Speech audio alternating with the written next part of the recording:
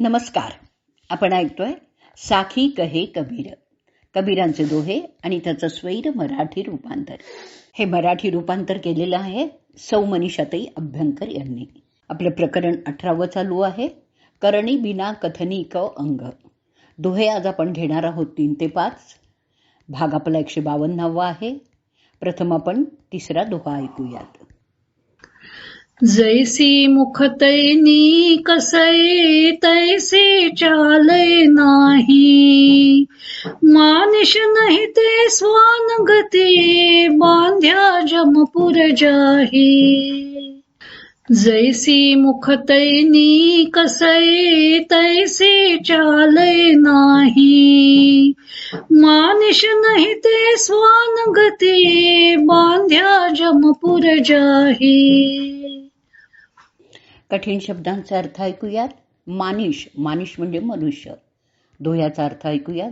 जशी मुखातून वाणी येत असेल तसंच जर चाल चलन नसेल तर ते लोक मनुष्यच नाही आहेत, ती जणू काही कुत्री आहेत.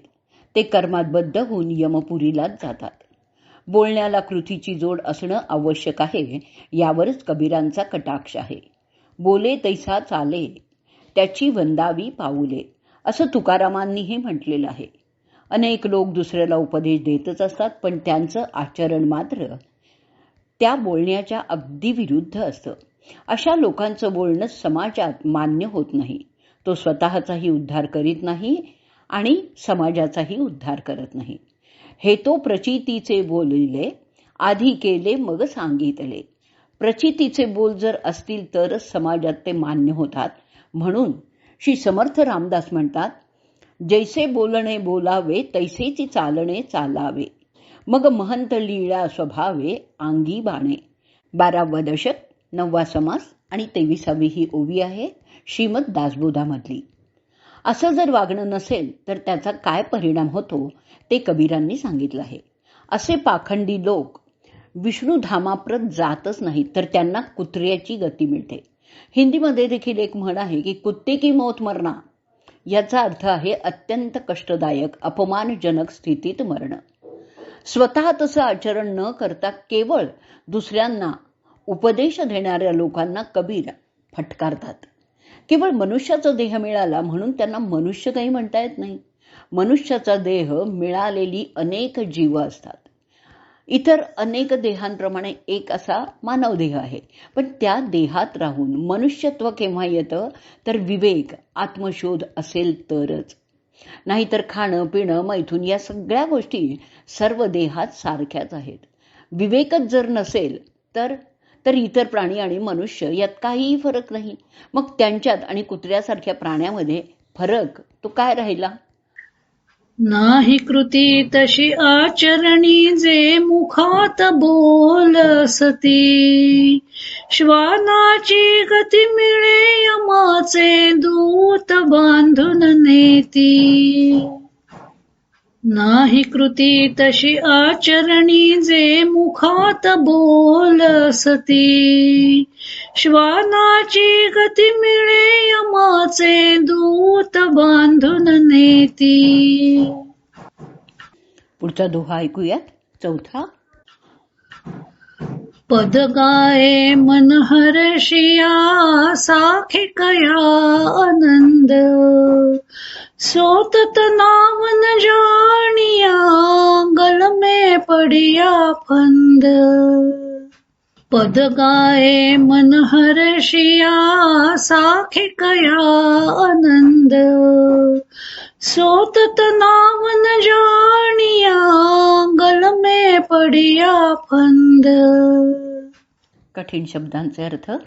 तत् म्हणजे तत्व. दोह्याचा अर्थ ऐकूयात.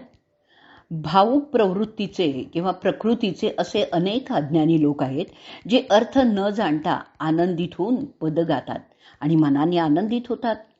साकी गाऊन हर्षित होतात, पण त्यांनी तत्व जर जाणलं नाही तर त्यांच्या गळ्यात यमाचा फास पडतो. कबीरांनी इथे सर्वसामान्य मनुष्याचं चित्रण केलंय. ईश्वर भक्तीपर संतांनी रचलेली पद, अभंग, साकी भक्त मोठ्या प्रेमाने गातात. संत ही रचना करतात तेव्हा ते ईश्वराशी एकरूप झालेले असतात. त्यांचा उद्धार होऊन जातो. परंतु भक्त म्हणवणारे मात्र ही पदं गात असले ना तरी तसा भाव त्यांच्या मनात नसतो. याचं नित्याचं उदाहरण म्हणजे देवाची म्हटली जाणारी आरती आणि नंतर म्हटली जाणारी घालीन लोटांगण वंदीन चरण ही नामदेवांची रचना. आरतीनंतर ही रचना म्हणण्याचा प्रघात आहे म्हणून म्हटली जाते. शेवटी म्हणे नामा हीच गोष्ट खरी आहे असं नामदेव महाराज म्हणतात. असं म्हणून भक्त एकदा नित्याचं काम उरकल्याचा आनंद घेत असतो.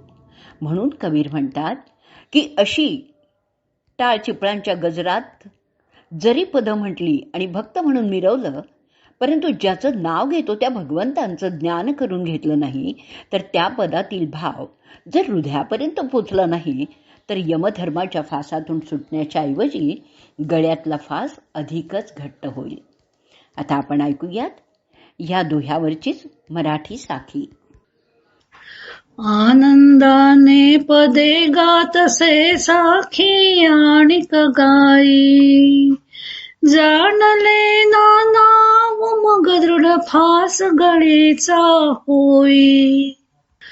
आनंदाने पदे गातसे साखी आणिक गाई, जाणले ना नाव मग दृढ फास गळेचा होई. आता हीच गोष्ट कबीर पुढल्या साखीतही सांगणार आहेत, पण प्रथम आपण 5वा दोहा ऐकणार आहोत. करता दिसे कीर्तन ऊंचा करी करी तू, जाने बूझे कुछ नहीं यूं ही अंधारू. करता दिसे कीर्तन ऊंचा करी करी तू, जाने बूझे कुछ नहीं यूं ही अंधारू. दोह्याचा अर्थ ऐकूयात. मनुष्य आपल्या मोठेपणाचं प्रदर्शन करण्यासाठी तोंड वर करून अहंकाराने कीर्तन करताना दिसून येतो, पण जर तो भक्तीच्या विषयी काही जाणत नाही त्याचं ते वागणं म्हणजे काही न कळता सवरता वागणाऱ्या मूर्ख माणसाप्रमाणे किंवा आंधळ्याप्रमाणेच आहे. नवविधा भक्तीमध्ये देखील एक कीर्तन आहे, ती आहे भक्ती. भगवंतांनी सांगितलेलं आहे, नाहं वसामि वैकुंठे योगिनां हृदये रवौ, मद्भक्ता यत्र गायन्ति तत्र तिष्ठामि नारद. म्हणजे मी वैकुंठात राहत नाही किंवा लोकांच्या हृदयात किंवा सूर्याच्या ठिकाणीही राहत नाही, तर माझे भक्त जिथे माझं नाव गातात तिथे मी राहतो. म्हणजे जिथे कीर्तन चाललेलं असेल तिथे भगवंत भक्ताचा उद्धार करण्यासाठी स्वतः हजर असतात. पण ते कीर्तन हृदयापासून केलेलं असलं पाहिजे, नाहीतर कीर्तनकार आपल्या मोठेपणाच्या हव्यासापोटी मोठमोठ्याने कीर्तन करत ऐकणारे श्रोते मात्र आळोखे पिळोखे देत ऐकत असतात. तो देवखावाई करत असतात, मन मात्र भलतीकडे हिंडत असतं. तर असं कीर्तन म्हणजे मूर्खांची बडबडच ठरते किंवा आंधळ्या माणसाच्या रस्ता माहीत नसतानाच्या चालल्यासारखंच दिसतं. या प्रकरणात कबीरांनी कथनी आणि करणी एकच पाहिजे हे आवर्जून सांगितलेलं आहे. एक सुभाषित पण आहे, न काष्ठे विद्यते देवो न पाषाणे न मृण्मये, भावे हि विद्यते देव तस्मात् भावो हि कारणम्. दुसऱ्या अध्यायातील 72वा हा श्लोक आहे. खरं पाहता देव हा काही लाकडात नसतो, दगडातही नसतो किंवा मातीच्या मूर्तीतही नसतो. तो मनुष्याच्या भक्तिभावात असतो फक्त. त्यामुळे शुद्ध भक्ती भावच परमेश्वर प्राप्तीचं मुख्य कारण आहे. तेव्हा शुद्ध भाव मनात हवा तरच ईश्वर प्राप्ती होऊ शकेल. नुसती वटवट करून यमालयात तर जावंच लागेल. आता आपण या दोह्यावरचीच मराठी साखी ऐकणार आहोत आणि त्यानंतर आजचा भाग आपण पूर्ण करणार आहोत. साखीबरोबर आपलं आजचं प्रकरण 18वंही आपण पूर्ण करत आहोत. कीर्तन करीतोसी मोठ्याने उंच करुनिया मान, नाही जाणत तत्व स्वतः तो अंध मूर्ख वाजाड.